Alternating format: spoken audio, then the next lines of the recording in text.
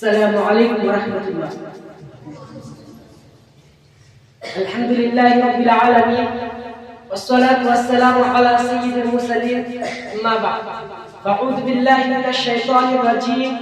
بسم الله الرحمن الرحيم. واعبدوا الله ولا تشركوا به شيئا وبالوالدين إحسانا. সমস্ত প্রশংসা আল্লাহর জন্য, যিনি সমগ্র জগতের প্রতিপালক, আর দুরূদ ও সালাম নাযিল হোক সমস্ত নবী ও রাসূলদের সরদার আমাদের নবী মুহাম্মদ সাল্লাল্লাহু আলাইহি ওয়াসাল্লাম।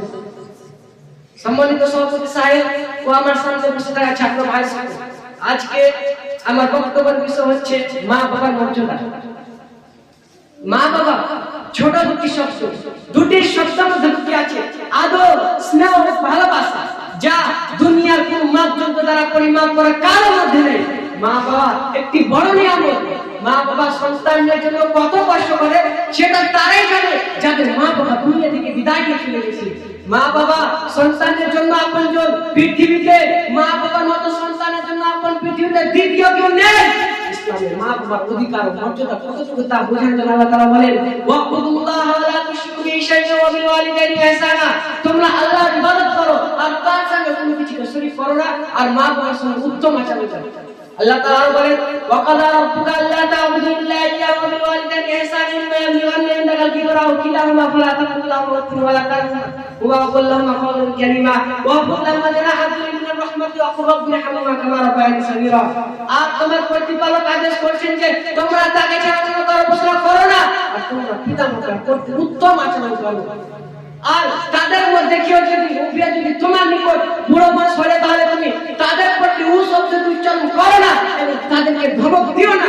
তুমি তাদের সাথে নম্রভাবে কথা বলো এবং বলো, হে আমার প্রতিপালক, তুমি তাদের প্রতি গ্রহণ করো যেমন যারা আমাকে শৈশবে লালন পালন করেছে। সমস্ত সমাজ রাসূল কাব ইবনে উজা থেকে বলেন, তিনি বলেন রাসূল সাল্লাল্লাহু আলাইহি ওয়াসাল্লাম বলেন, তোমরা মেম্বারের কাছে এসো। আমরা গেলাম, তখন যখন নবী সাল্লাল্লাহু আলাইহি ওয়াসাল্লাম মেম্বারে চড়ে প্রথম দিনতে উঠলেন, তখন বলেন আমিন। দ্বিতীয় আপনি উঠে বলেন আমিন।